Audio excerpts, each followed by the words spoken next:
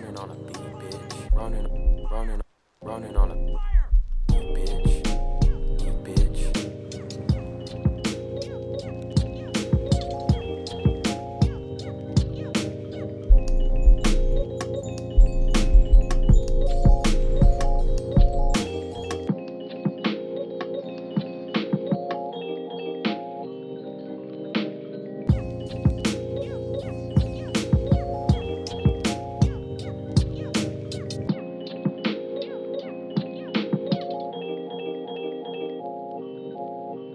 We are out here on this lovely Saturday morning trying to fight this cold weather, man. It is freezing. Yeah, we just had snow a few days ago, so it's been really cold out here in Texas.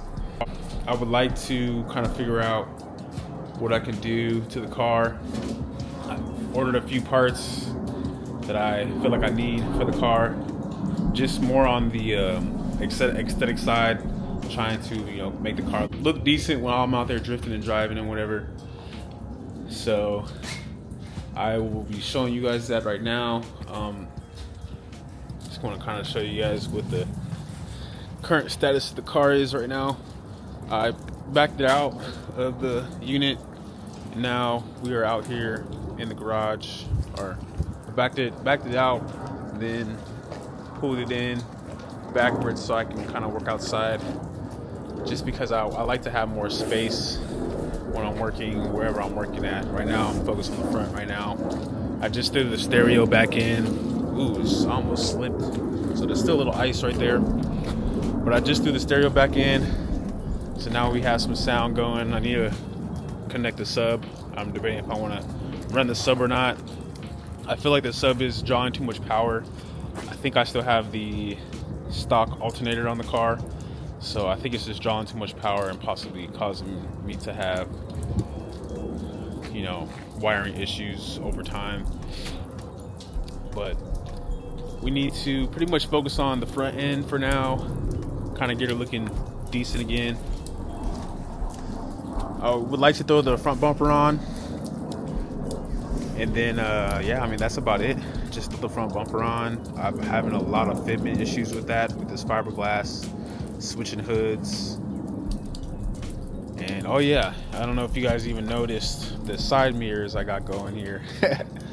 Yeah, those are the Bomex Type 2. Their most current version of the Bomex side mirrors that I got going on. These are from the R32. As you can see, the fitment is not perfect because I guess the R32 just has a more narrow A-pillar. And so also this is for a right-hand drive and my car is a left-hand drive. So I can't even see out of these mirrors here. Can't see jack squat on either side. So I do want to look in the passenger side just to see if you can even see anything.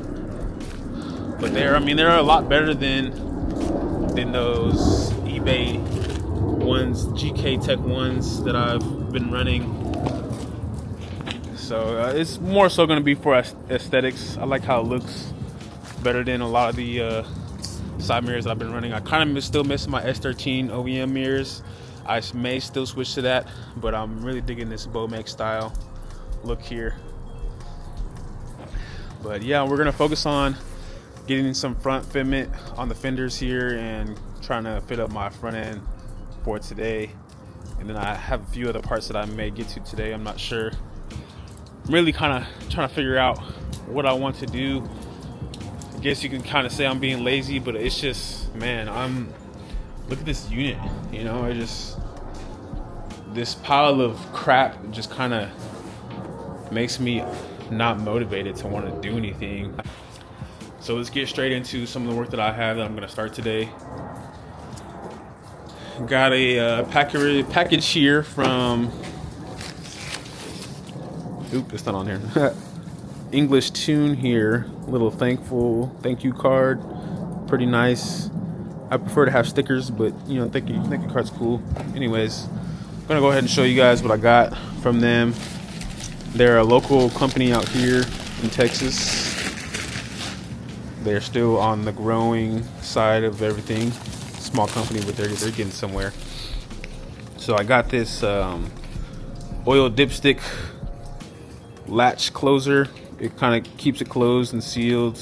That way I don't have any blow by or any, issues of, with my oil or turbo setup that I have for my car. So this will be nice to run. Might throw that on today. We'll see.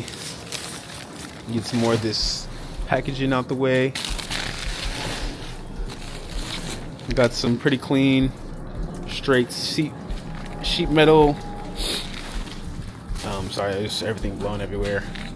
Yeah, these are brackets, sheet metal brackets that actually connect to the side of your fenders up front. I'll show you guys what it's gonna do or what the purpose is, but it's pretty much just kind of hold up the front fenders and not, wobble everywhere when you're driving. S13 guys, you know what I'm talking about. So gonna throw these on. I don't have the OEM ones. I'm gonna see how those fit, see what those do. And then what else we got in here? We're going to throw on these bad boys here. These are the universal fender extenders, pretty much to extend out the side of my fenders so that when I'm opening and closing my door, it doesn't interfere with it. So we're gonna throw those on today. And then I also have this English Tune heat plate shield that goes right between the valve cover and the exhaust manifolds. So I'm gonna throw that on today as well. And I think that's pretty much it that I have from English Tune. There's a few other parts that I'm gonna be running that I've ordered as well that I may not get to today. So we're just gonna stick with that for right now. I do have a few other parts that I'm getting from English Tune that are on the way as well. I'll show you guys that when the time comes. But that's pretty much what I have for right now. Let's go ahead and get to the detail. I'm gonna start installing parts and then show you guys what everything looks like and what the purpose is. So, all right, so we're gonna start with the vendor supports from English Tune. Pretty straightforward. You got your full assembly, the main assembly, and then you have your spacer extender piece that goes right into the door that just threads in. But before you do that, you want to put in your washer. Okay, so you have your main piece here that gives the extension for the fender, and then you have the actual extension piece that goes to the door, little stopper here, and then you have your hardware. The hardware goes threaded into the stopper piece here. You want to put your nut in and then put the washer in to go between these two faces, and then there's some threads in here and you just thread it in. So I'm gonna install those right now. All right, so about to install everything. This is my support bar that I had installed. So imagine that for your OEM or whatever setup you have for your 240. But come to your door hinges. This is your top one. Got the 2 bolts in here, and then you got your bottom ones here. 2 bolts there. So you want to either or, whatever works for you. But I think I'm gonna use the top one. I already removed the OEM bolt there, or the original bolt that's there. It's actually too short because of this space here. That space difference here allows me to not have the bolt engage. So go ahead and get you some longer hardware. Luckily I had some random hardware sitting around, so I'm just go ahead and use these to install everything. So just a heads up to get you some extra hardware that's a little longer than this, so you can install this bad boy. So that's pretty much it with it installed. Now you need to get your little spacer stopper in there. There's 2 different adjustment settings, so there's 2 different sections you can install it in. So just whatever works better for you. I'm gonna start whatever helps with not having any interference here when you open and close the door. So I'm gonna go ahead and just start with, well, first I'm gonna see which one helps me extend the fender out a little bit. Probably one of the two. We'll figure it out. But I'm gonna start here and see what I can do. So yeah, from here, you basically just need to do some test fitting, kind of figuring out which side of the support you want to use, and then you can also adjust the radius of where you want it to sit. So I have it as low as I can with this support bar in the way. They're both pretty much close and tight. And then I think I'm gonna use this one. From the looks of it on my fender, it actually touches the fender, so I'm able to space out my fender however I need to. So I'm gonna test fit that and see how it looks, and then get it nice and tight once I figure out where I want it to sit. So a lot of just test fitting from here, trying to understand where that stopper support is going to actually work for it. So let's go ahead and get to it. I already have the spacer in there. Can't really see it that well, but as you can see, I maxed out as much as I could, and it's bottom's not touching. It's not able to get to the bottom mount there. As you can see, it's starting to flex from that stopper, so that's a little too far out. But pretty much just showing you, how it would be when you're trying to test fit this support on there. So I'm going ahead and have to do some more adjustments here. So I actually ended up having to, I shifted over to this side, but it actually ended up interfering with my fender too far out, causing my fender to poke out too far. So I had to shift it back to this setting here, and then I had to use my 3/8 to get it in there nice and tight. And then you have this extra nut here as a stopper piece in case you need to extend it further. But I'm all the way in, so just tighten it as much as you can. I'm using my Sylvia Origin fenders, the 40 millimeters that I have installed on my car, fiberglass. So that's what pretty much took. That's pretty much what it took to get this install done right. So let me go ahead and throw the fender on and show you guys what it looks like. All right, so got the other side done. This side is not done yet, but I just wanted to show you how tight and flush it is to the door without the support. And then you come to the other side.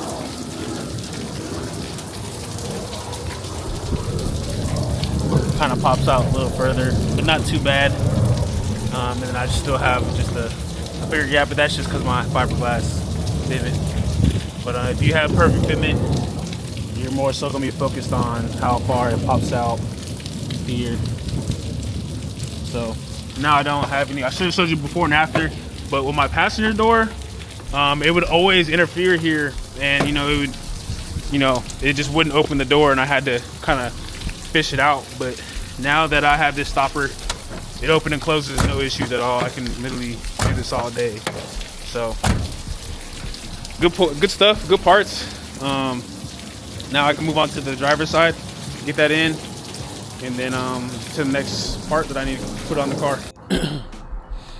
All right, so pretty much finished up here for the day.